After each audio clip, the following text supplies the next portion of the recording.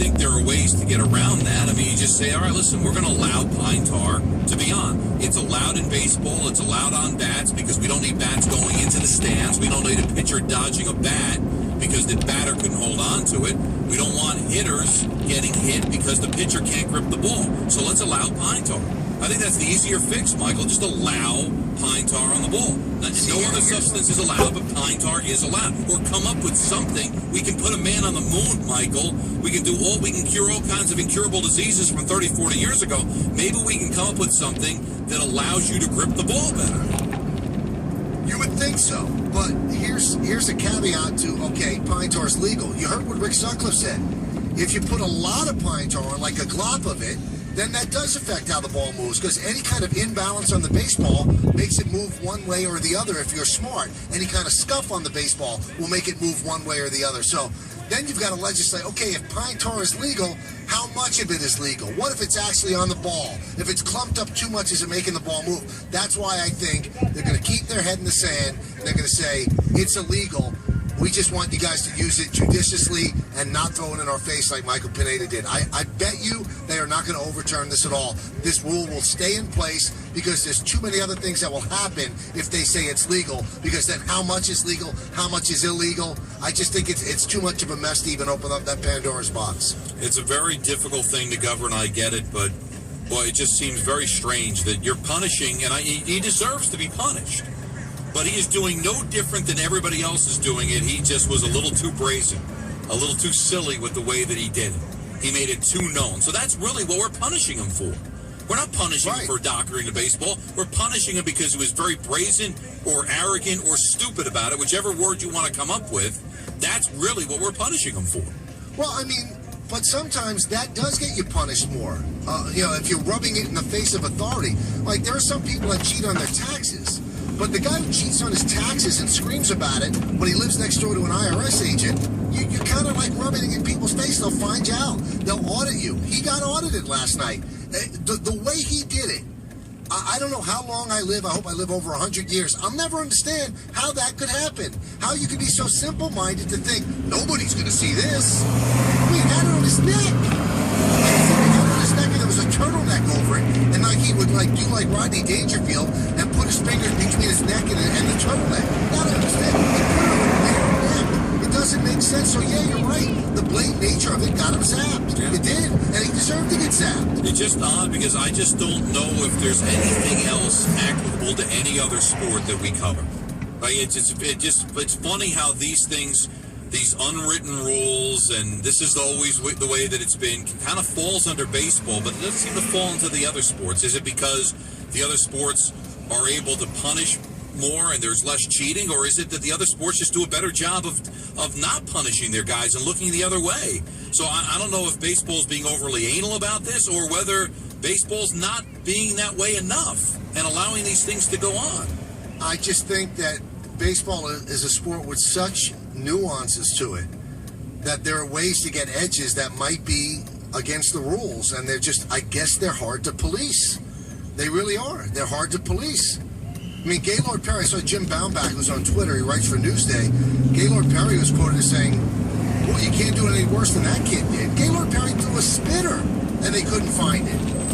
They couldn't find where he had Vaseline to actually load up the baseball and make it dance.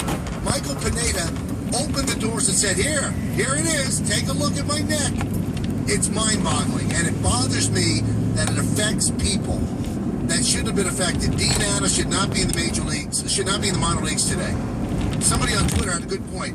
Michael Pineda should have been made to sit there as Joe Girardi had to tell Dean Anna to pack up and go to Scranton. That's tough, man. Preston Claiborne was pressed into action yesterday, pitching way more than he should have, and he gets sent down today. So there are a lot of casualties here, and it's just unfair. And I understand why Brian Cashman was upset. And I do also, everybody is so quick to judge why don't people blame Jordan? How do we know what Girardi knew? How do we know what Girardi knew? How do we know what Rothschild knew? You just heard what Joe Torre said. The manager's got a million things going on. He's not checking his pitcher's neck. He's not. But we do know one thing. We know one thing for certain. Michael Pineda had the mindset to smear pine tar on his neck. He's the one guilty party that we can surely point to and say, you're guilty, you're thrown out of the game, you're are suspended for 10 games. But you're going to jump on Girardi and you're going to jump on Rothschild when you have no idea what they knew. No, you have no idea. And even if they noticed it, was Joe going to run out there and take him out of the game? No, the point was he should have known. I guess people saying he should have noticed it before he left the dugout. Well, that's a tough thing to do. I mean, listen, there's a lot of things going on in the game, as Joe said. I would probably blame Rothschild for that more because all Rothschild's focused on is his pitcher. Right. So Joe Girardi's got a million other things going on. All Rothschild there is to prepare his pitcher for every inning. So if there's anybody to blame as far as not noticing then, it's the pitching coach more than the manager. The only thing I would blame the Yankees on, and this goes for Rothschild and this goes for Girardi, is that did they explain this to the kid enough? Great point. Did they explain to him the importance? Because all this kid is hearing, I don't know if he listens to sports radio or reads the paper, but all he's hearing is everybody does it. So maybe it just never got through his mind that this was as big a deal as it was. So maybe he figured, all right, I'm allowed to use it, and nobody really explained to him, you know what, you're allowed to use it, but here's how you use it. And maybe that's where the Yankees are to blame. Well, let's put it this way. They dropped the ball since the Red Sox game at the stadium and last night. Because it should have been explained to him clearly, and it should have been explained to him how to do it without being detected. Because it seems like everybody does it without being detected. Somebody should have let him in on the secret. Right. Somebody should have told him, this is the way you do it. You don't smear it on your hand, and you don't smear it on your neck. That's where the ball was dropped. I don't know whose responsibility it was. And David Cohn said on the Yes Network yesterday, one of his veteran teammates should have helped him. Larry Rothschild should have helped him. I don't know if that's Joe Girardi's level of expertise, although he's a catcher, probably knew where his pitchers hit stuff. That's where they dropped the ball. They didn't drop the ball yesterday. They didn't drop the ball at the game because Michael Pineda, in all likelihood, after the first inning, went back to the warm clubhouse and did it there, and no one's up there. Everybody's in the dugout. Nobody even saw it. He walked up, took his glove, and took the field. And when Brian Cashman was notified of it, when he was sitting in the stands, he went into the clubhouse immediately because he was going to tell Pineda to take it off his neck. But before he could do that, Pineda got thrown out of the game and now is suspended for 10 games or 10 days. What a mess. What a mess. Doc Gooden is one of the few pitchers that are coming out, one of the few baseball players coming out and saying, nonsense that you have to use it in cold weather. There are other things to do. I'm going to have Doc Gooden on in just a moment. The Michael K. Show on ESPN New York, presented by Geico. 15 minutes can save you 15% or more on car insurance. To see how much you can save, call Geico at 1-800-947-AUTO or visit geico.com. It's Kay in Boston, LaGreca in New York, and you are where you are. You're watching it on Yes, and you're listening on ESPN New York, 98.7 FM. Two of the biggest challenges facing e-commerce businesses today include streamlining shipping processes and saving on cost. Indicia provides shipping solutions that do both. In fact, 92% of fulfillment professionals surveyed said that their holiday shipping season was smoother and more reliable. Indicia, the leader in solutions for e-commerce shipping, has helped our customers print over 11 billion in postage. Find out how we can help your e-commerce business at Indicia.com. This ESPN New York traffic report is driven to you by All-American Ford. Everyone can afford an All-American Ford with locations in Hackensack, Paramus, Old Bridge, and Kingston. Let's check in with Joe Nolan. All right, Donnie, and again, we've got ourselves a couple of things you need to know about. First of all, this big old brush fire down the shore in Toms River.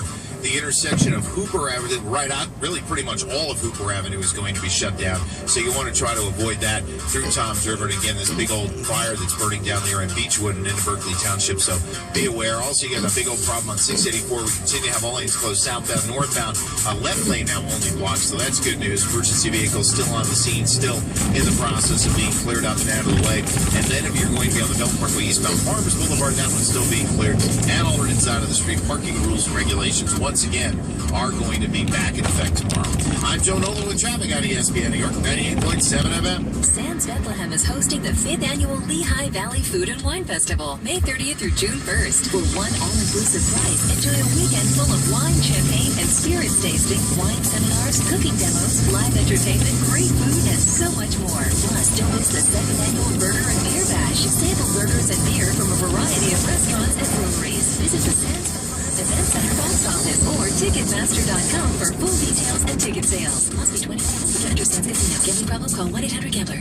The award season is back all month long at Merrick Dodge Chrysler Jeep Ram. Now is the absolute best time to buy the brand new Dodge Chrysler Jeep or Ram of your dreams at the absolute biggest savings of the year. Come down and discover how Merrick does it for less. Drive in style the brand new 2014 Jeep Grand Cherokee Laredo 4x4. Only $199 a month. That's right, only $199 a month. Or how about the award-winning all-new redesigned 2014 Jeep Cherokee Latitude? $0 security deposit and only $129 a month. Head on down right now to Merrick Dodge Chrysler Jeep Ram, 3614 Sunrise Highway in Wantagh during our award season event. Or shop 24/7 at merrickdcj.com. The absolute lowest prices on every single new Jeep, Chrysler, or Ram going on right now and all month long are at Merrick Dodge Chrysler Jeep Ram. Merrick does it for less.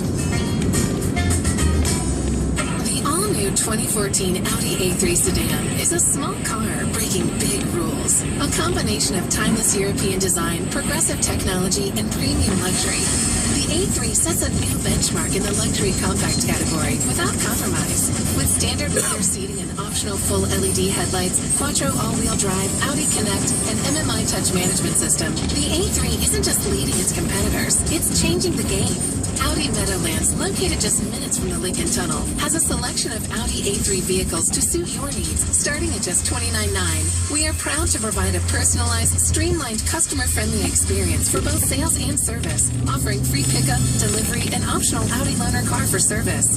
Visit Audi Meadowlands, a distinguished 3-year winner of the prestigious Audi Magna Society Award on Route 3 in Secaucus. Arrange for your A3 test drive with your personal account representative today. Start your journey at AudiMeadowlands.net. Friday on MSG Network, Rangers' chase for the Stanley Cup continues with the Blue Shirts battle the Flyers in a crucial Game 4. Rangers-Flyers Game 4, Friday at 7, only on MSG Network. He starts celebrating Cinco de Mayo 3 days early because he can. He once sat comfortably for the entirety of a Mexican standoff.